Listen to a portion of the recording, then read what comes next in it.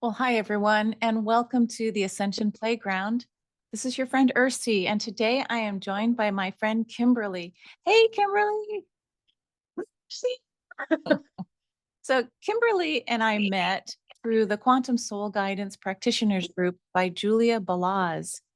And after Julia's recent summit in January, I did a little fun Star Merkaba class, and Kimberly joined me, and we got to know each other a little bit more so about the stars and our joint interests.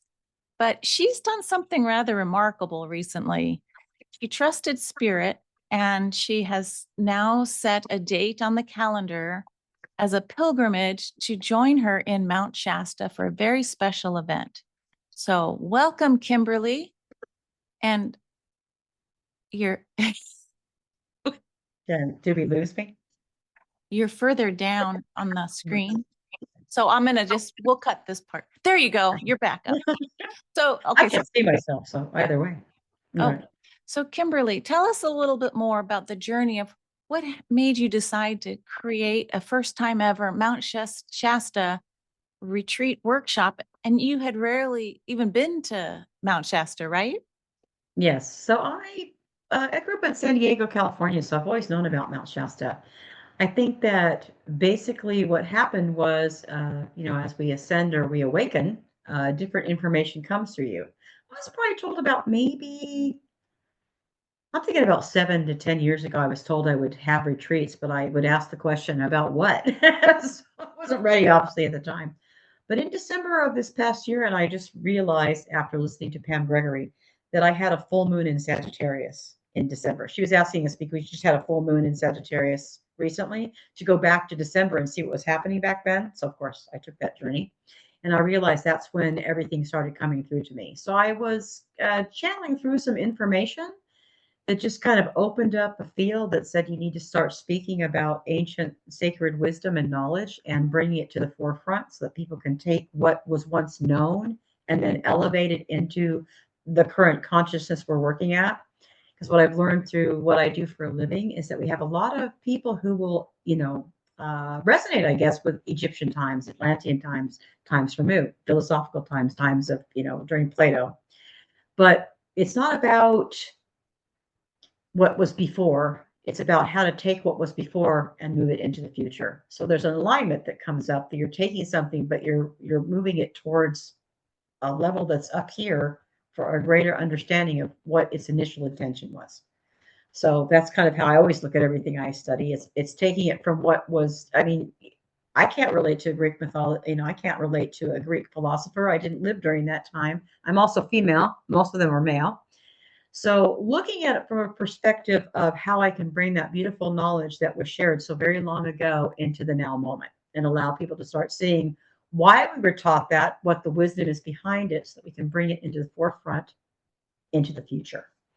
So, I had word in around December, I say around December 11th, so that's 12/11, 2025 is when I was kind of alerted to that. And then the pieces started falling together. I had, just to confirm that what I was hearing was accurate, I had an Akashic Records reader who's a friend of mine do a reading for me, and she channeled the Palladians and the Syrians, who started speaking to me about the importance of what I was offering to other people, and to not worry about the money and to not worry about how I was going to bring it together. Because again, this is the first time I've ever done a retreat. I've been a adjunct faculty teacher, so that's not the issue. More about how I'm going to bring it into this energetic field with a higher sense of consciousness for activation of other people. It's really more about me being called to activate other people, even if it's just one spark. I mean, I have all these different ideas in my head about how I think these different things are going to unfold. But it's really more about just one activation is all I'm asking for. I'm hoping there'll be several when you're there, but just one to pole vault you into your essence of who you are, so you can start looking towards how to really perform your mission. We're all here on a mission. So Wonderful. Well, thank you. It really is great to hear somebody who received a seed of thought and inspiration several years ago, and then now it's taking root. And for those of you who want to find Kimberly, we've got her website here, and it's called, they can find Kimberly James at thedancingmystic.com. And you get to learn a little bit more about who Kimberly is as a guide. And so she's got a radio broadcast with news for the soul. She's a galactic ambassador, and she's got her introduction to Kimberly with Julia here on her site. And then if you want to learn more about her offerings, Kimberly mentioned she does Akashic record readings, and she has a variety of options.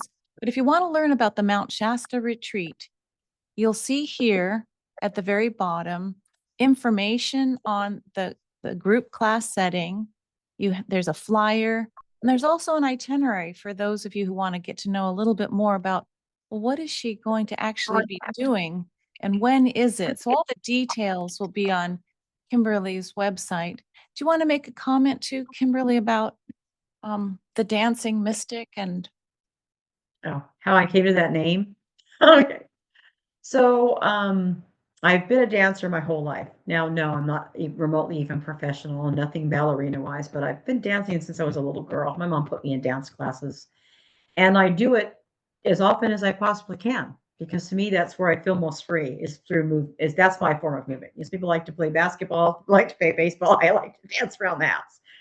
And then I've always felt an esoteric wisdom, if you will, that was been passed down from generations. And the esotericism is very mystical and very magical.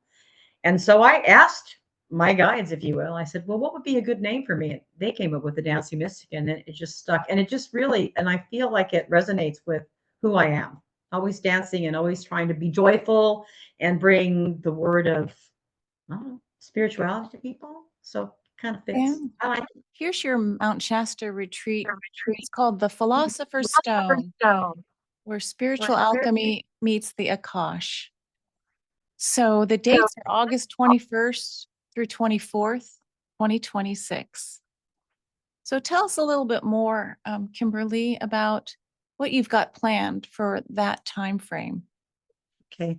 I want everybody to know here that I'm going to keep the early bird special until it fills. So I'll be shifting the flyer. And I was gone for a bit, so I'll be shifting the flyer into releasing when it ends. So it's still in effect right now. And basically, I'm taking different days with different energetic fields. So the first day that we meet is the night before. We're going to have a meet and greet where we just kind of all talk to one another. I get a feel for the energy that's there, what people are wanting to learn or hoping to gain from the lectures that I provide, and just an energetic field. So each day is filled with a sound bath and movement. The first and the second ones are being guided in a different way. But on Saturday and Sunday, we're having a Tai Chi sound bath before we even begin any lectures or anything else. Ooh. Yeah, so the Sunday, we're going to be going on a hike through the vortex. I've got a hike scheduled from 9 to, so when the lecture series starts, it'll begin with the Tai Chi and the sound bath. So I feel like by doing the movement, you're allowing things to come to you. And then the sound bath is to raise your frequency. So I think the purpose of the sound bath is to allow your energetic field to rise above, get outside of its body, and maybe be a little bit more here in your crown chakra, and a little bit of a more ethereal feeling or etheric field, energetic field that will allow you to tap into an aspect of your wisdom and knowledge that sits up here. So got that going on. So the first lecture series is about the 7 principles of the universe. We're talking about how the construct of where we live is actually made and the importance of those rules. The next day is, of course, the hike, where I think that I'm hoping that, if nothing else, activate you that hike with a gentleman who has been guiding people up the mountain for over 20 years will help you anchor yourself into some energetic, very magical feeling from Mount Shasta. So we have that incorporated in it. And then the second half of the lecture is about metamorphosis. So how we transmute energy and how not to get stuck in that energy. I think oftentimes people get stuck in what I'd call in the center of that. Think of a butterfly in its cocoon, as it's developing its wings. A lot of people get stuck in that energetic field. So hopefully I'm going to teach you how to understand being in that loop and then be able to transform yourself so that you can continue up the ladder so that you can become that butterfly and then keep doing it over and over and over again. Because I don't think we're meant here to come to learn one lesson. I think we're meant to learn many. So by understanding metamorphosis and how it works and through, well, it's a scientific principle, but taking it into the spiritual and allowing you to take what these different facets of your learning capabilities and allowing you to not get stuck in an energetic field, because that's what I see tends to happen is people get stuck in one form of it or another, so that you can become the butterfly with new wings and do something new and then start all over again. Wow. Well, thank you. That's a great overview. So since Kimberly and I are both in the Galactic Astrology Quantum Soul Guidance Practitioners group, we offer sessions in Galactic Astrology. Here's an astrology wheel for the event of August 21st, 2026 in Mount Shasta. So it's fascinating that Kimberly and I can share our insights a little bit. These are just the conjunctions and oppositions. But already, just looking at this visual, you've got the supergalactic center, right here at the first house and close to the ascendant.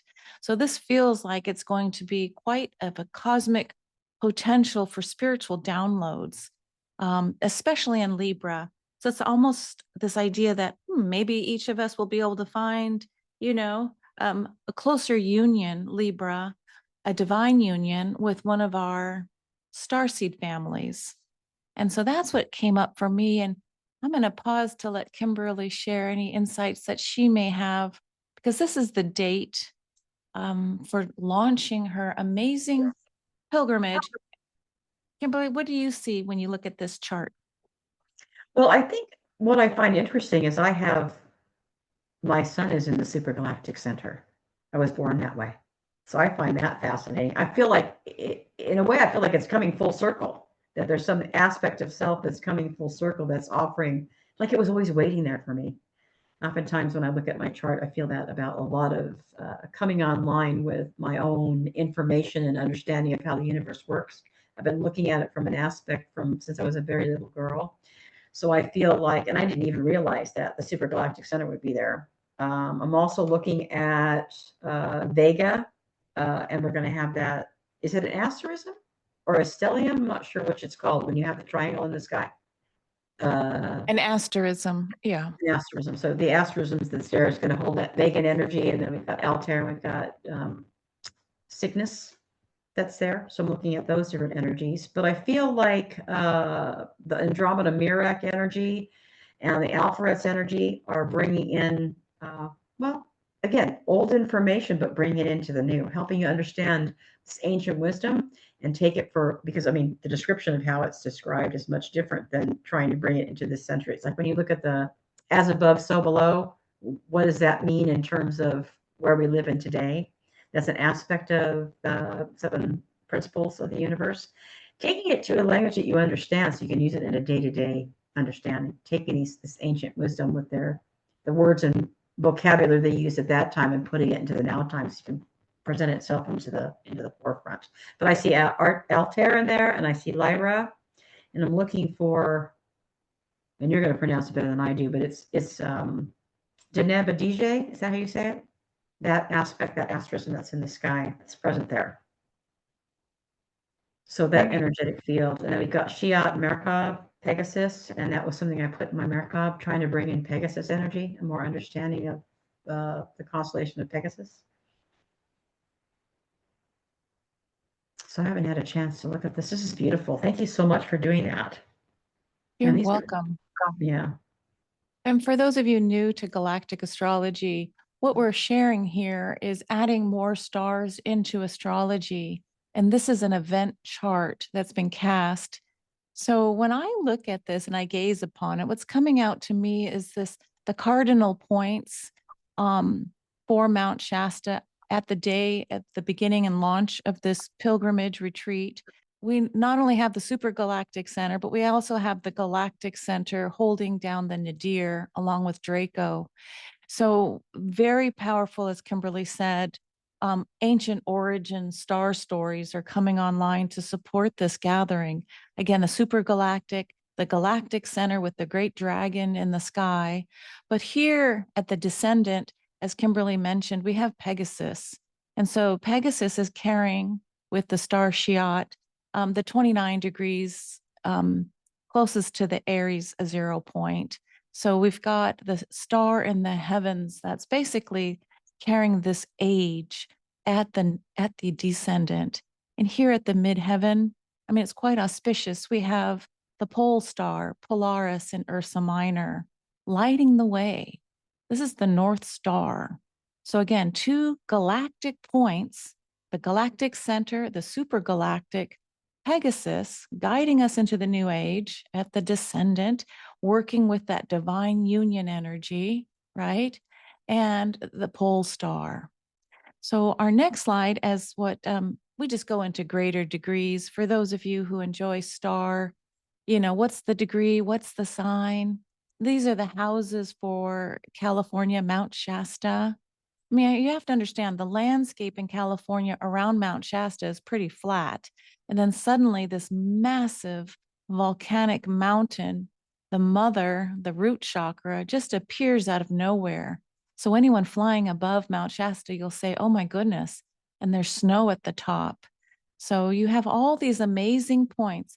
But as Kimberly was mentioning, there will be a summer triangle working with the three stars, Deneb, Adij, you said that perfectly, Kimberly, in the constellation Cygnus, the swan. You have the ancient constellation of Lyra, from whence all beginnings in this galactic area began. So Vega, the turning inward of the divine feminine. And the third asterism will be Jupiter's eagle, Aquila, with the star Altair. So interesting. We've got Jupiter's eagle. We've got the harp, the ancient harp that is connected to Mercury. So that Hermes Trimagestus that you're going to be talking about, the Philosopher's Stone, the whole, Vega will be lighting up, and Lyra, along with, this used to be the Isis star. And it's called many things, but it's basically the rebirthing canal for the beautiful swan in the heavens.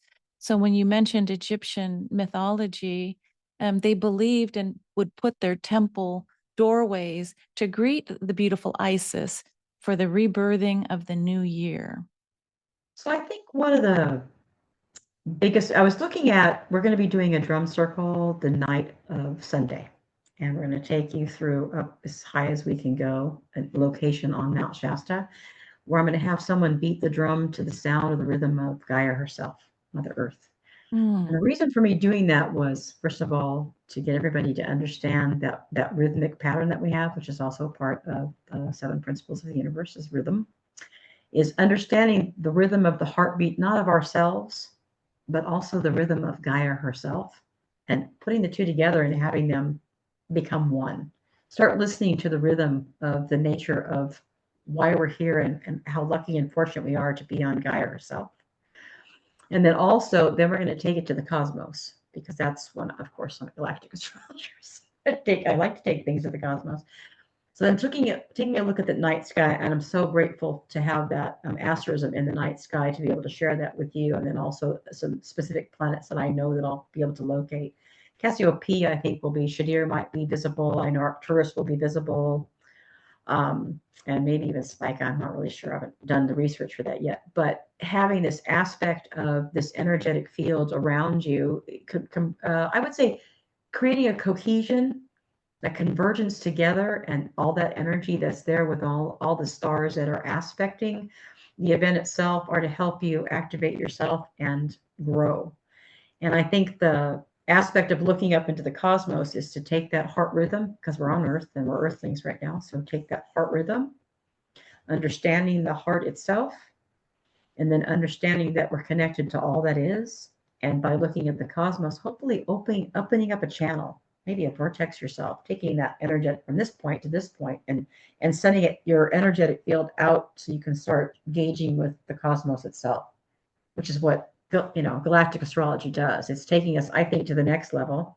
outside of our solar system, but still grounding it in the earth and the solar system in which we live, but then taking it to this higher level of understanding or deeper level of understanding. And I think for many, they're missing an aspect of, first of all, the rhythm of Gaia herself, and then being exposed to the limitlessness of the cosmos.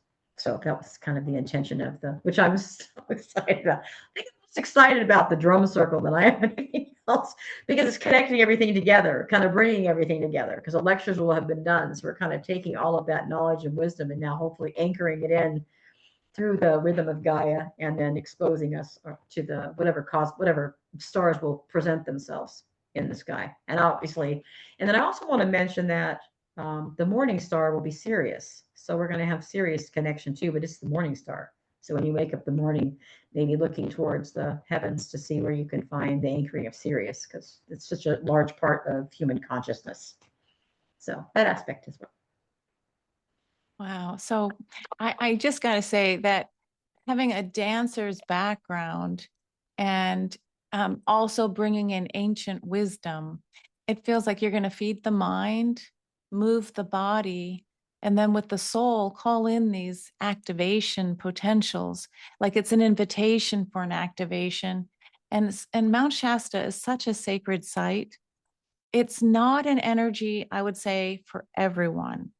It's those who feel called by the mountain to get lighter. I mean, there's some deep emotional work that happens just by coming onto the mountain.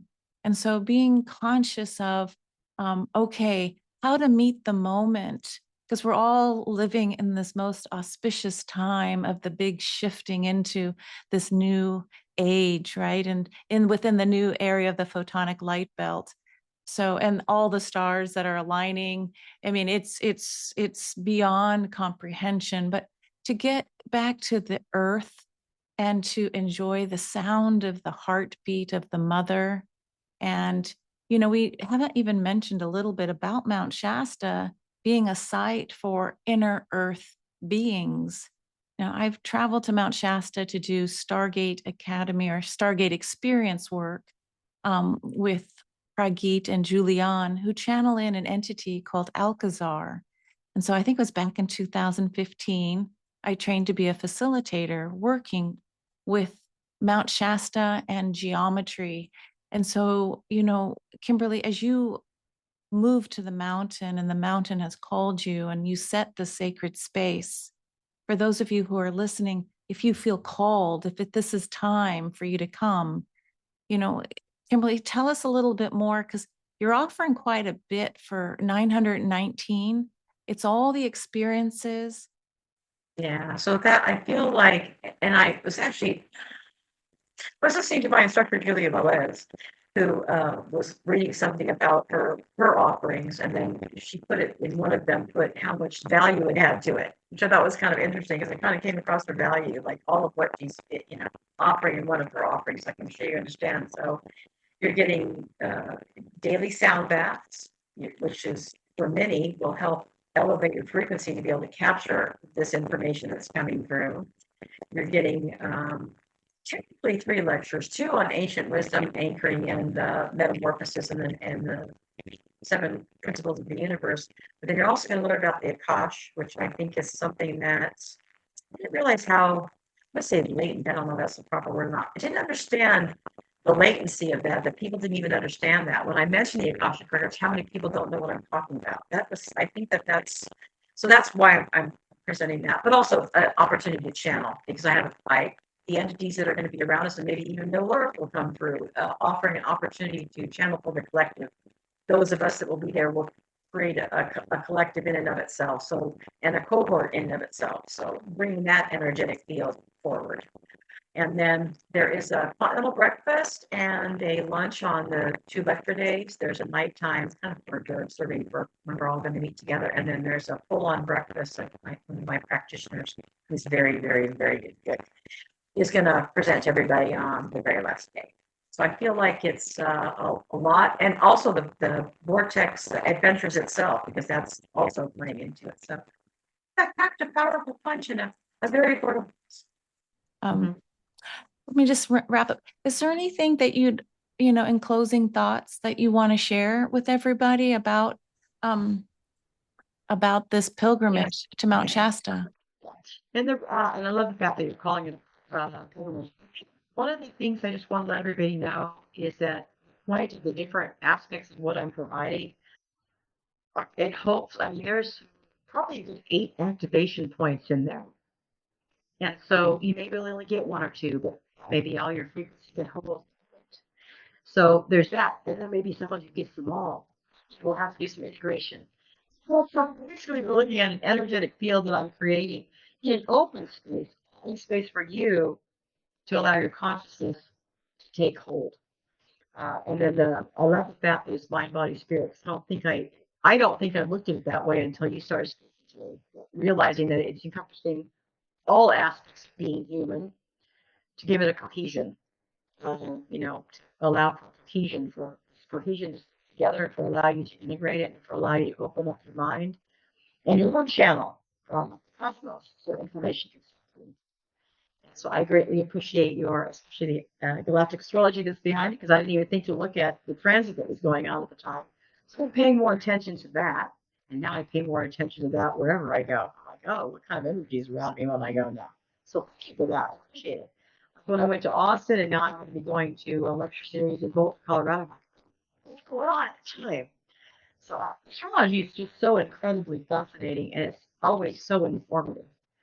So for all of those of you who don't know, go start exploring that. So thank you for that. Well, you're welcome. It seems like you're the dancing and traveling mystic. I mean, every time I turn around, you're moving or you're on to the next adventure. Yeah, which is so much fun for me. And it really started happening. It's now about 2 years ago. So I have a feeling that all these things I've been studying are allowing me to travel and experience them in different locations. You have energy and maybe getting some healing energy, not just for me, but for Gaia herself, maybe for the souls that are living there. So I have a tendency to transmute. So hopefully clearing out energy and making things more accessible. That's perfect.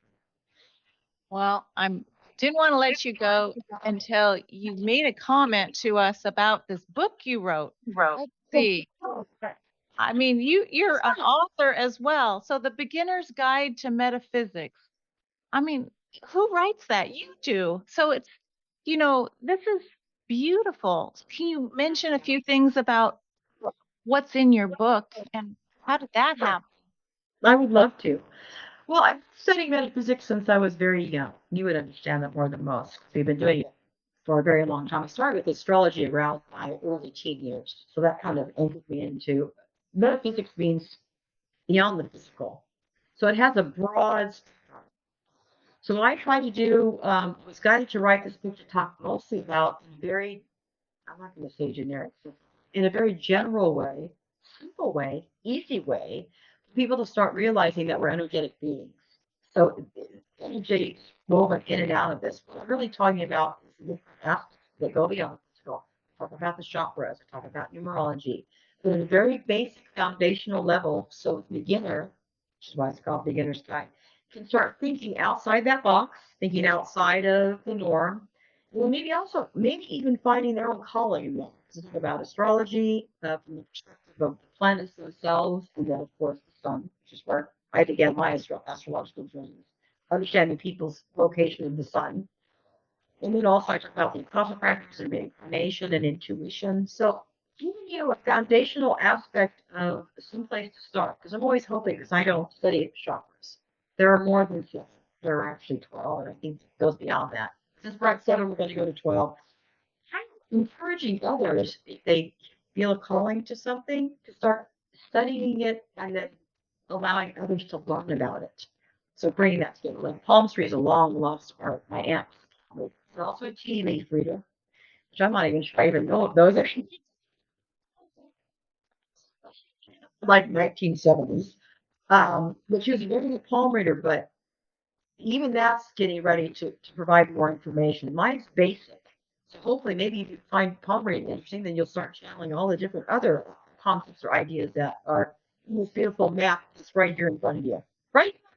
Because astrology is my give you a foundational basis of where that energetic field sits. I hope that you'll pick something and dive deep into it and maybe write your own book about its new innovation, its new creation, bringing it into the 21st century and bringing it to that elevated level of ascension that we're all trying to reach towards. So just very foundational, really a lot about energy. So you can start understanding that that's what we all are. Just energy. Right. So, Well, sure, because if people make it to the pilgrimage to Mount Shasta, you're going to have some book signing, aren't you? You want to personalize it's published by the team's book, and then there's an advanced guide to metaphysics that I understand you're working on. So Yes.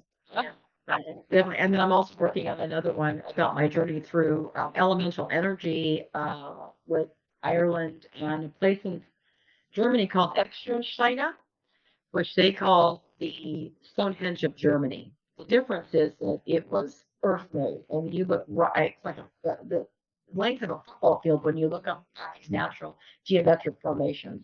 It has a lot of really different kind of energy. I had a friend of mine that introduced me to it before I went, which is one of the reasons why I explored it. I was over in Europe. And she thought, yeah, when you step off of it, you feel an alien energy. And she was right. It's got heavy, different kinds of energetic field. I felt it was from Orion. Some Betelgeuse and Rigel energy that's there as well, which might be where they anchored in some of their own, I don't know, where they have their own stored knowledge there. I'm not really sure. And also a masculine and feminine energy. There's a lake in between that provides this, masculine energy. It's really about elementals, me meeting the elementals in these two different locations. Storytelling. It's more storytelling than it is technical. It's more about storytelling. What I experienced when I was there. well, it's fun because just you talking about it, you start dancing. It is the dancing mystic. That's a great name. Well, thank you so much for joining me on the Ascension Playground. I hope you'll keep us posted on your pilgrimage availability for August 21st through 24th, 2026 on Mount Shasta. Go check out thedancingmystic.com. Okay, Kimberly, see you next time. Bye.